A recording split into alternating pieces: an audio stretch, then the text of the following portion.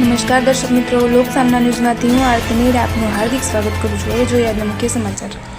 ધારાસભ્ય કૌશિક વેકરિયાના સતત પ્રયત્નોના કારણે વિસ્તારના લોકોને વેગ મળતા લોકોમાં ખુશીનો માહોલ। અમરેલી વિસ્તારના જાગૃત ધારાસભ્ય અને ગુજરાત વિધાનસભાના નાયબ મુખ્ય દંડક કૌશિક વેકરિયાની વિસ્તારના કામો માટે રાજ્યના મુખ્યમંત્રી શ્રી સબળ રજૂઆતને કારણે અમરેલી અને કુંકાવાવ તાલુકાના ગામડાઓના વિવિધ 15 જેટલા રસ્તાઓના કામો માટે રાજ્ય સરકાર દ્વારા 23 કરોડ 90 લાખની મદદ રકમ મંજૂર કરવામાં આવતા આગામી દિવસોમાં આ રસ્તાના વિવિધ કામો જેવા માઇનોર બ્રિજ, એપ્રોચ રોડ, નાળાના કામ, સ્ટ્રક્ચર અને પ્રોટેક્શન વોલના આગામી દિવસોમાં હાથ ધરવામાં આવશે।